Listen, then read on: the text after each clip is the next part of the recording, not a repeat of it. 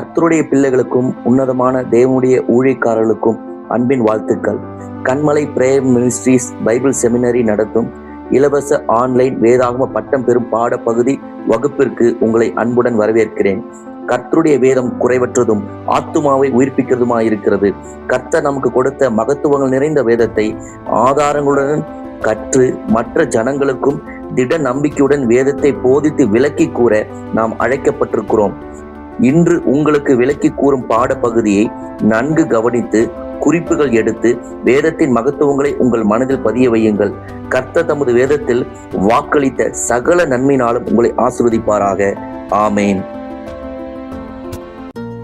யோவான் 1ஆம் அதிகாரம் 1ஆம் வசனத்திலிருந்து நாம் சில வசனங்களை வாசிக்கிறேன். ஆதியிலே வார்த்தை இருந்தது, அந்த வார்த்தை தேவனிடத்தில் இருந்தது, அந்த வார்த்தை தேவனாய் இருந்தது. அவர் ஆதியிலே தேவனோடு இருந்தார். சகலமும் அவர் மூலமாய் உண்டாயிற்று. உண்டானதொன்றும் அவராலே அல்லாமல் உண்டாகவில்லை. அவருக்குள் ஜீவன் இருந்தது, அந்த ஜீவன் மனுஷருக்கு ஒளியாய் இருந்தது. இந்த 4 வசனத்துல அந்த வார்த்தையான தேவன் ஆதியில எப்படி இருந்தார்னா, வார்த்தையின் காலம் ஆரம்ப நாட்களில, அதாவது திரியேக தேவனாகிய கர்த்தர் வார்த்தையாகிய தேவனோடு வார்த்தையின் காலமாக இருந்த அந்த நாட்களில தான் இந்த சிருஷ்டிப்புகள்லாம் ஒவ்வொன்றாக உருவாக்கப்பட்டதாக நம்ம பார்க்கிறோம். சகலமும் அவர் மூலமாய் உண்டாயிற்று. உண்டானதொன்றும் அவராலே அல்லாமல் உண்டாகவில்லை. அப்ப அவருக்குள்ளதான் சகலமும் சிருஷ்டிக்கப்பட்டது. அப்ப அந்த வார்த்தையான காலத்துக்கு பின்பாக தேவ தூதர்களின் காலம் ஒன்று இருப்பதை நம்ம பார்த்தோம். ஏன்னா தேவ தூதர்கள் எல்லாம் நம்ம விதவிதமாக எத்தனை விதமான தூதர்கள் உண்டாக்கப்பட்டாங்க. அதுல கேருபாகிய லூசிபர் விழுந்து போன காரியத்தையும் நம்ம பார்த்தோம். அப்போ இந்த காலங்கள் எல்லாம் எப்போ நடந்தது அப்படிங்கிறது நம்ம கணக்குல கொள்ளவே முடியாது.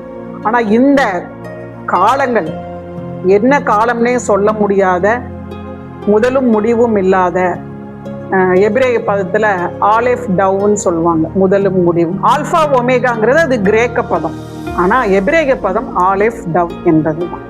அப்ப அந்த காலங்கள் அவர் காலங்களுக்குள்ள அடங்க முடியாது. ஏன்னா அவர் தான் காலங்களை உண்டாக்கினவர், சர்வ சிருஷ்டிகளையும் உண்டாக்கினவர் அவர் தான். அப்ப அந்த சிருஷ்டிகரை நம்ம ஒரு காலங்களுக்குள்ள கொண்டு வர முடியாது. எப்பொழுது அவர் நமக்குள்ள வர்றார் அப்படின்னா, ஆதியிலே அப்படிங்கிற அந்த சரித்திரத்துக்குள்ள, மனித சரித்திரத்துக்குள்ள அவர் வரக்கூடிய அந்த காலம் எதுன்னா ஆதியிலே, இந்த ஆதியாகமம் 1ஆவது அதிகாரம் 1ஆவது வசனம். இப்ப நம்ம வானங்கள்ல படைக்கப்பட்ட காரியங்களை நம்ம பார்க்கும் பொழுது ஒரு விசை நம்ம விஞ்ஞானபூர்வமாகவும் சில காரியங்களை தெரிந்து கொண்டுதான் ஆகணும். ஏன்னா தேவனுடைய படைப்பு, அதனுடைய மகத்துவத்தை நம்ம நிச்சயமாக தெரிந்து கொண்டுதான் ஆக வேண்டும். பூமியிலிருந்து நம்ம வானத்தை பார்க்கும் பொழுது நமக்கு ஒரு குறிப்பிட்ட அளவுக்கு தூரத்துக்கு நட்சத்திர கூட்டங்கள் இருப்பதை நம்ம இரவில பார்க்கிறோம், பகலில சூரியனை பார்க்கிறோம். இரவில நட்சத்திர கூட்டங்கள் நம்ம கண்ணுக்கு தெரியக்கூடிய அளவு அப்படிங்கிறத விஞ்ஞானிகள் எடுத்து பார்க்கும் பொழுது ஒரு குறிப்பிட்ட இடத்துக்குள்ளேயே கோடிக்கணக்கான நட்சத்திரங்கள் இருப்பதாக விஞ்ஞானிகள் கண்டுபிடித்திருக்கிறாங்க. இந்த படைப்பின் காரியங்கள் இப்பொழுது நம்ம ஆதியாகவும் 1ஆவது அதிகாரத்துக்குள்ள நம்ம வருவோம். ஏன்னா நம்ம வெளிப்படையாக நம்ம அந்த காரியங்கள் எல்லாம் பார்த்தோம் இல்லைங்களா.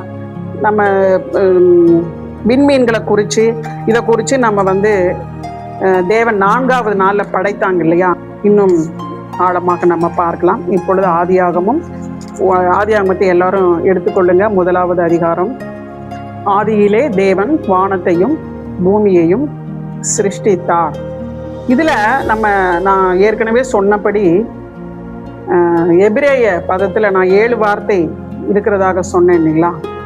நம்ம தேவனுடைய மகத்துவங்களை நம்ம புரிந்து கொள்ள, அறிந்து கொள்ள நமக்கு அறிவு போதாது. நம்ம எறும்புன்னு வச்சுக்கோங்க, ஒரு இமயமலை கிட்ட போய் ஒரு எறும்பு நின்னா எவ்வளவு வித்தியாசம் இருக்குமோ அந்த அளவு வித்தியாசம்தான். அந்த எறும்புக்கு இமயமலை எவ்வளவு உயரம் இருக்குன்னு அதனுடைய காரியங்கள் எல்லாம் புரிந்து கொள்ள அதுக்கு அறிவு இருக்குமா? இருக்காது. அதை போலத்தான் நம்ம எறும்பு மாதிரி தேவனுடைய மகத்துவங்களை, அந்த இமயமலைக்கு மேலே இருக்கக்கூடிய அவருடைய மகத்துவங்களை நம்மளால புரிந்து கொள்ளவே முடியாது. ஏன்னால் ஆதியில தேவன் வானத்தையும் பூமியும் சிருஷ்டித்தார் அப்படிங்கிற அந்த காரியத்துக்கும் 2ஆவது வசனம் என்ன சொல்கிறது? பூமியானது ஒழுங்கின்மையும் வெறுமையுமாய் இருந்தது, ஆழத்தின் மேல் இருள் இருந்தது, தேவ ஆவியானவர் ஜலத்தின் மேல் அசைபாடி கொண்டிருந்தார். இந்த 2 வசனங்களுக்கும் இடையிலேயே வேத பண்டிதர்கள் என்ன சொல்றாருன்னா, கணக்கிடவே முடியாத கோடிக்கணக்கான வருஷங்கள் கேப் இருந்திருக்கலாம் என்று சொல்கிறாங்க. ஏன்னா ஆதியில தேவன் எல்லாத்தையும் படைச்சிட்டு அதுக்கப்புறம் லூசிஃபர் விழுந்த பின்புதான் இந்த மனுஷனுக்காக பூமியை, அவர் வெறுமையமா இருக்கிற இந்த பூமியை அழகுபடுத்துறதுக்காக தான் இறங்கி வர்றார். அப்ப அதுக்கு இந்த 2 வசனத்துக்கு நடுவுல பல்லாயிரம் கோடி வருஷங்கள் இருக்கலாம் என்று வேத பண்டிதர்கள் சொல்கிறதையும் நம்ம ஞாபகத்துல வச்சுக்கணும். ஒழுங்கின்மையமாக இருந்த பூமியில தான் ஆண்டவர் முதல்ல என்ன பண்றாருன்னா, இருள் தான் இருந்தது இந்த பூமியில. ஆழத்தின் மேல் இருள் இருந்தது. தேவ ஆவியானவர் ஜலத்தின் மேல் அசைவாடி கொண்டிருந்தார். நம்ம அந்த நாட்களில எப்படி வானம் இருந்தது அப்படிங்கிற ஒரு கற்பனைக்கு நேராக நம்ம போய் தான் ஆகணும். ஏன்னா இப்ப இருக்கிற வானம் போல அப்ப இருக்கவில்லை. ஏன்னா இந்த வானம் என்கிறது பவுல் என்ன சொல்றாருன்னா, நான் 3ஆம் வானம் வரைக்கும் போய் வந்தேன்னு சொல்றாரு. அப்ப 3 வானங்கள் இருக்கிறதையும் நம்ம இந்த இடத்துல கொஞ்சம் நினைச்சு பார்க்கணும். இப்ப 1ஆம் வானம், 2ஆம் வானம், 3ஆவது வானம். 3ஆவது வானம் என்பது தேவனுடைய ஆதீனத்துக்கு கீழே இருக்கக்கூடிய ஒரு குறிப்பிட்ட இடம் 3ஆவது வானம். 2ஆவது வானம் என்பது நம்முடைய பூமிக்கு மேல, அதாவது புவியீர்ப்பு விசை, கிராவிடேஷனல் பவர் என்று சொல்லக்கூடிய ஒரு எல்லை இருக்கிறது. ஒரு பொருள் பூமியிலிருந்து நம்ம பூமியை நோக்கி போடும்போது கீழே வருதில்லை. இதைத்தானே நியூட்டன் நம்ம விஞ்ஞானி கண்டுபிடிச்சாரு. அவர் ஒரு ஆப்பிள் மரத்துக்கு கீழே படுத்துட்டு இருக்கும் போது மேல இருந்து ஒரு ஆப்பிள் விழுகும் பொழுது இது எப்படி விழுகுதுன்னு யோசிச்சுதான் அப்ப இந்த புவியீர்ப்பு சக்தி அப்படிங்கிற காரியத்தை கண்டுபிடிச்சதாக அவரே சொல்லி இருக்கிறார். அப்போ பூமியுக்குள்ள ஒரு சக்தி இருக்குது, ஒரு ஆகர்ஷண சக்தி, அதாவது ஈர்க்கிற சக்தி. இந்த சக்தி தான் இந்த 1ஆவது வானம். நம்முடைய பூமியிலிருந்து அந்த புவியீர்ப்பு விசை சக்தி இருக்கிற வரைக்கும் 1ஆவது வானம். 3ஆவது வானம் நம்ம பார்த்தோம், ஒரு பரலோகத்தின் எல்லைக்குள்ள இருக்கிறது. அதுக்கு நடுவுல இருக்கிறது தான் அந்த 2ஆவது வானம். இது வெற்றிடம் என்று சொல்லலாம். இப்ப நம்ம பிளைட்டு, ஸ்டேட்லைட்லாம் போகுது இல்லைங்களா, அதெல்லாம் சுத்திட்டு இருக்குல்ல, அது மிதக்கிறதாக விஞ்ஞானிகள் சொல்றாங்கல்ல, ஒருவேளை அந்த எல்லையா கூட நம்ம கற்பனைக்கு எடுத்துக்கொள்ளலாம். அப்ப இந்த 3 வானங்கள் இப்படியாக நம்ம எடுத்துக்கொள்ளலாம். இந்த காரியம் மாத்திரமல்ல, அந்த ஆதியாகமத்தின் 1ஆவது அதிகாரத்துல சொல்லப்பட்ட அந்த வானம் எப்படி இருந்ததுன்னா, அப்ப பூமியில தண்ணிங்கிறதே கிடையாது, தண்ணியே கிடையாது. ஆண்டவர் என்ன பண்ணாருன்னா, அவர் இறங்கும் பொழுதே அந்த வானங்கள் மேகங்களால சூழப்பட்டிருக்கிற அந்த ஒரு படலம், அதாவது என்னன்னா அந்த அல்ட்ரா ஆக்சைடு படலம் என்று சொல்றாங்க. அந்த அல்ட்ரா ஆக்சைடு படலம் எதனால உருவாயிருந்ததுன்னா தண்ணி, அதாவது H2O அப்படின்னு சொல்றாங்க. அப்போ இந்த 4000 வருஷங்கள், அதாவது மனுஷன் உண்டாக்கப்பட்ட பழைய ஏற்பாட்டு நாட்கள் 4000 வருஷம், புதிய ஏற்பாட்டுல நம்ம இப்ப 2000 வருஷம் கடந்து வந்திருக்கிறோம். அந்த 4000 வருஷங்கள், அதாவது ஆதாம் ஏவாள் உண்டாக்கப்படுவதற்கு முன்பாக, ஆதியாகமம் 1:1 முன்பாக இருந்த வானம் எப்படி இருந்தது அப்படின்னா, ஹைட்ரோ ஆக்சைடு லேயர் அப்படிங்கிற ஒரு லேயர்னால சூழப்பட்டு இருந்ததாமா. அந்த லேயரை தான் பூமியை ஆண்டவர் உருவாக்கும் பொழுது கீழே வந்ததாகவும், அதுல 2ஆ பிரிச்சு மேல இப்ப இருக்கக்கூடிய நம்முடைய மேகங்கள் அதுவும் கீழே அந்த அதெல்லாம் சேர்ந்து ஒரு சமுத்திரமாகவும் ஓரிடத்துல சேரவும் நம்ம இதெல்லாம் இப்ப படிப்போம். இப்போ முதல்ல இருள் இருந்ததுன்னு சொல்லிங்களா, முதல்ல ஆண்டவர் என்ன பண்றாரு, வெளிச்சம் உண்டாக கடவுது அப்படிங்கிறத 3ஆவது வசனத்தை பார்த்தோம். இந்த வெளிச்சம் எப்படிங்கிறத நம்ம ஒரு விஷயம் யோசிக்கணும். ஏன்னா 4ஆவது நாள் தான் சூரியன் சந்திரன் அந்த காரியில படைக்கப்பட்டதை பார்க்கணும். அப்ப அதுக்கு முன்னாடி இந்த வெளிச்சம் யாரு, இந்த வெளிச்சம் என்ன வெளிச்சம் அப்படின்னா, இது கர்த்தருடைய வெளிச்சம். அப்பொழுது தேவன் தான் வெளிச்சமாக இருந்தார். நம்ம வெளிப்படுத்தின விசேஷம் 22ஆவது அதிகாரத்துல நீங்க படிச்சீங்கன்னா, வெளிப்படுத்தின விசேஷம் 22ஆவது அதிகாரத்துல 5ஆவது வசனம், அங்கே ராக்காலம் இராது, விளக்கும் சூரியனுடைய வெளிச்சமும் அவர்களுக்கு வேண்டுவதில்லை, தேவனாகிய கர்த்தரே அவர்கள் மேல் பிரகாசிப்பார், அவர்கள் சதா காலங்களில் மரசால். அப்போ இந்த இடத்துல காணப்படுகிற இந்த வெளிச்சம் தான் இந்த வசனத்துல சொல்லக்கூடிய 3ஆவது வசனத்துல சொல்லக்கூடிய வெளிச்சம், தேவனுடைய வெளிச்சம் இருந்தது. அப்ப அந்த வெளிச்சம், அவருடைய வெளிச்சம் இந்த பூமியிலும் இருக்கட்டும்னு சொல்லி அது நல்லது என்று கண்டார் என்று நம்ம பார்க்கிறோம். அடுத்ததாக தேவன் வெளிச்சத்துக்கு பகல் என்று பெயரிட்டார், இருளுக்கு இரவு என்று பெயரிட்டார். அப்ப 1ஆம் நாள் வெளிச்சத்தை இருளையும் வெவ்வேறாக பிரிக்கிறார். சாயங்காலமும் விடியற்காலமும் ஆகி 1ஆம் நாள் ஆயிடுச்சு. இந்த அல்ட்ரா ஆக்சைடு படலம் என்பது வானத்துல இருந்ததுனாலதான் அந்த நாட்களில் இருந்த ஜனங்கள் கிட்டத்தட்ட மெத்துசலா எவ்வளவு நாட்கள் இருந்தாங்க, 969 வருடங்கள். நம்ம ஆதாம் எவ்வளவு, 930 வருடங்கள்.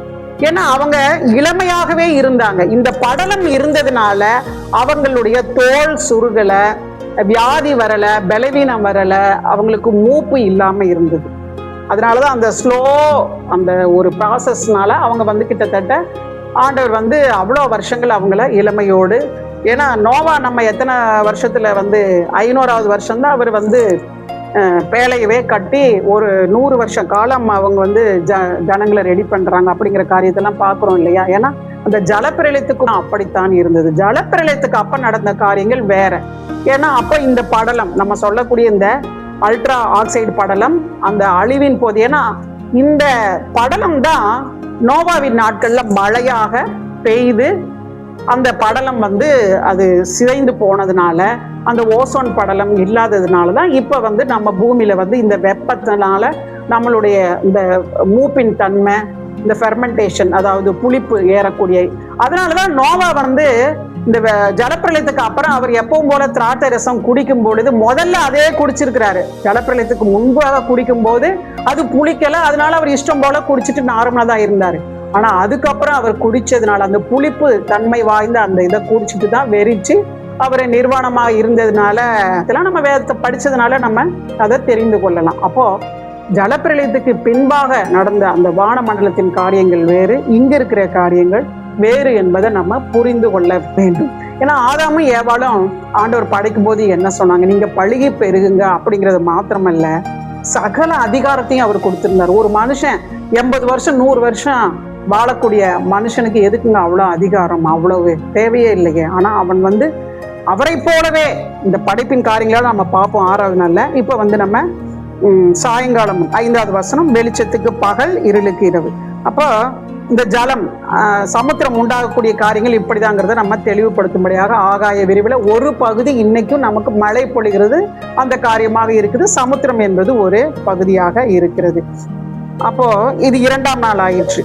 பின்பு தேவன் வானத்தின் கீழே இருக்கிற ஜலம் ஒரு இடத்தில் சேரவும் வெட்டாந்தரை காணப்படவும் கடவுது என்றார். அது அப்படியே ஆயிற்று. தேவன் வெட்டாந்தரைக்கு பூமி என்றும் சேர்ந்த ஜலத்திற்கு சமுத்திரம் என்றும் பெயரிட்டார். 2வது வசனத்துல சொல்லப்பட்டபடி பூமி ஒழுங்கின்மையும் வெறுமையுமாயிருந்த ஒன்றுமில்லாத ஒரு பூமியை தான் அவருடைய காலங்களின்படி அவர் வந்து ஒவ்வொன்றாக அவர் வந்து எல்லாவற்றையும் உண்டாக்குகிறவராக இருக்கிறார். அப்போ 11வது வசனம், அப்பொழுது தேவன் பூமியானது புல்லையும் விதையையும் பிறப்பிக்கும் பூண்டுகளையும் பூமியின் மேல் தங்கள் தங்கள் விதையுடைய கனிகளை தங்கள் தங்கள் ஜாதியின்படியே கொடுக்கும் கனி விருட்சங்களை முளைப்பிக்க கடவுது என்றார். அது அப்படியே ஆயிற்று. இப்போ விஞ்ஞானிகள் என்ன சொல்றாங்கன்னா, முதலாவதாக பூமியில உண்டான ஒரு பயிர் வகை என்ன அப்படின்னா அது புல்லுதானாமா. அது விஞ்ஞானிகள் சொல்லி இருக்கிறாங்க. அதே போல ஒரு உயிரினம் எது அப்படின்னா முதலாக உண்டாக்கப்பட்டது கடலிலே இருக்கக்கூடிய மீன் தானாமா. இத வேதமும் அதைத்தான் சொல்லுது. ஆண்டவர் முதலாவது உண்டாக்கினது வந்து என்னது? 21வது வசனம், தேவன் மகா மச்சங்களையும் ஜலத்தில் தங்கள் தங்கள் ஜாதியின்படியே திரளாய் ஜனிக்கப்பட்ட சகலவித நீர் வாழும் ஜந்துக்களையும்.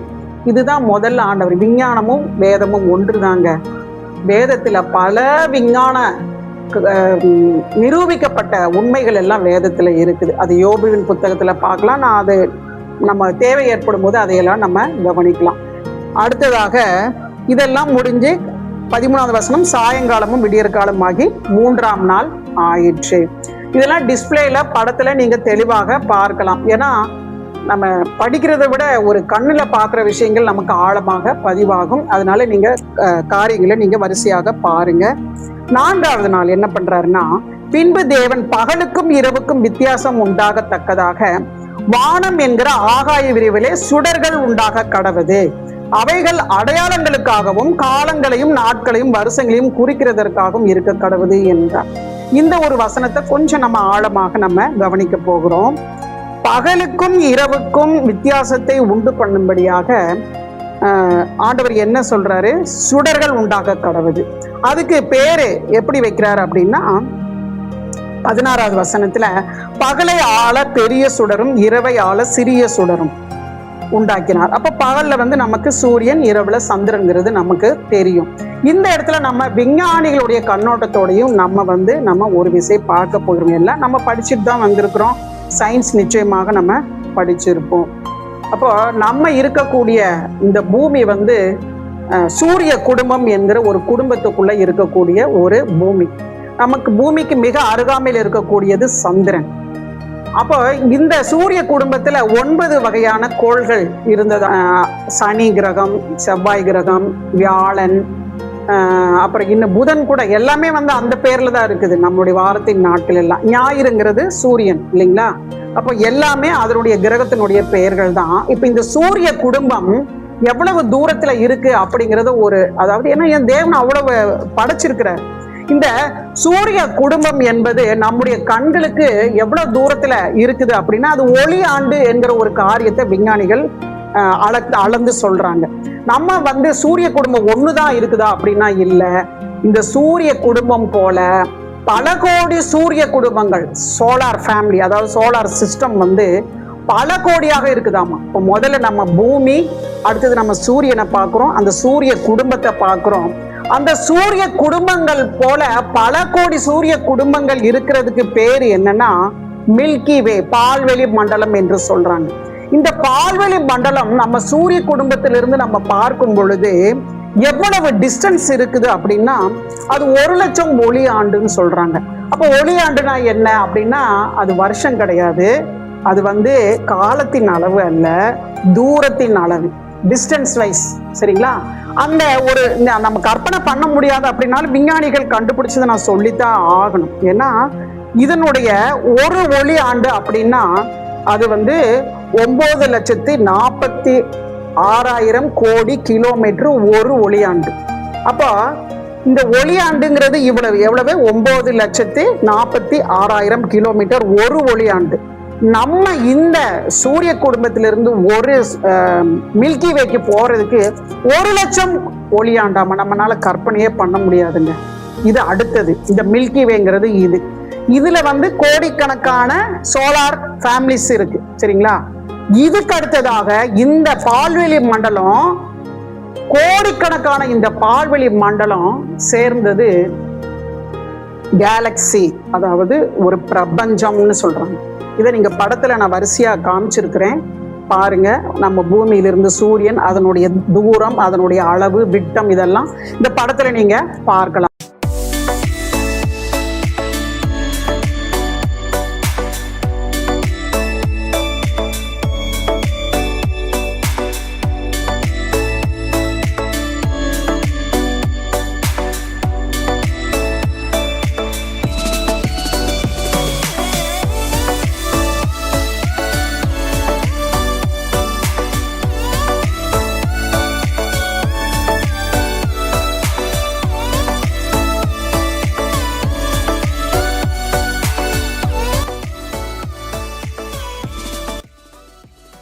அதுக்கப்புறம் இந்த மில்கி வே என்பது சொல்லக்கூடிய பால்வெளி மண்டலம். இந்த பால்வெளி மண்டலத்துக்கு அப்புறம் பிரபஞ்சம், அதாவது யூனிவர்ஸ். சரிங்களா? இதெல்லாம் நம்ம கற்பனையே பண்ண முடியாதுங்க. இத்தனை மகத்துவங்களை வானமண்டலத்துல காணப்படுகிற இவ்வளவு பெரிய காரியங்களை நம்ம தேவன் நமக்காக உருவாக்கி வச்சிருக்கிறார். கிறிஸ்துவுக்குள் பிரியமானவர்களே, கண்மலை பிரேயர் மினிஸ்ட்ரிஸ் வாயிலாக நடத்தப்படும் இந்த வேதாம பாட பகுதிகள் உங்களுக்கு மிக பிரயோஜனமா இருக்கும் என்று விசுவாசிக்கிறோம். இன்றைக்கும் ஆசிரியர் மூலமாக கொடுக்கப்பட்ட வேத பாட பகுதி நீங்கள் நன்றாக கவனித்திருப்பீர்கள் என்று விசுவாசிக்கிறேன். இப்பொழுதும் கேட்கப்படும் கேள்விகளுக்கு உங்கள் பதில்களை கொடுக்கப்பட்டுள்ள வாட்ஸ்அப் எண்ணிற்கு நேரடியாக அனுப்பும்படி அன்புடன் கேட்டுக்கொள்கிறேன். எந்த குழுக்களிலோ இல்ல வேதாம கல்லூரியினுடைய குழுவிலோ உங்கள் பதிலை பதிவிட வேண்டாம். நேரடியாக கொடுக்கப்பட்டுள்ள இந்த 2 வாட்ஸ்அப் எண்ணிற்கு நீங்கள் உங்கள் பதிலை, உங்கள் பெயர் மற்றும் உங்கள் பதிலை அனுப்புமாறு தாழ்மையுடன் கேட்டுக்கொள்கிறேன். முதல் கேள்வி, நோவா எத்தனாவது வயதில் பேழையை கட்ட துவங்கியதாக ஆசிரியர் கூறினார்? நோவா எத்தனாவது வயதில் பேழையை கட்ட துவங்கியதாக ஆசிரியர் கூறினார்? இரண்டாவது கேள்வி, ஜீவ ஜந்துக்கள் உருவாக்கப்படும் பொழுது முதலாவது எந்த ஜீவ ஜந்துக்களை உருவாக்கியதாக ஆசிரியர் கூறினார்? ஜீவ ஜந்துக்கள் உருவாக்கப்படும் பொழுது முதலாவது எந்த ஜீவ ஜந்துக்களை உருவாக்கப்பட்டதாக ஆசிரியர் கூறினார்? மூன்றாவது கேள்வி, கேள்வி, சூரியன் சந்திரன் போன்ற சுடர்கள் உருவாகாமல் இருந்த பொழுதும் எது வெளிச்சமாய் இருந்ததாக ஆசிரியர் கூறினார்? சூரியனும் சந்திரனும் போன்ற சுடர்கள் உண்டாக்காமல் இருந்த பொழுதும் எது வெளிச்சம் கொடுத்ததாக ஆசிரியர் கூறினார்? உங்களுடைய பதில்களை கொடுக்கப்பட்டுள்ள வாட்ஸ்அப் எண்ணிற்கு நேரடியாக அனுப்பி வையுங்கள். உங்கள் பெயர் மற்றும் பதில்களை அனுப்புங்கள். தொடர்ந்து கண்மலை பிரேயர் மினிஸ்ட்ரிஸ் மூலமாக நடத்தப்படும் இந்த வேத பாட வகுப்புகளை கவனியுங்கள், குறிப்பெடுத்துக் கொள்ளுங்கள். இது நிச்சயம் உங்கள் ஊழியத்திற்கும் உங்கள் குடும்பத்துக்கும் பிரயோஜனமாக இருக்கும். கர்த்தர் உங்களை ஆசீர்வதிப்பாராக. ஆமென்.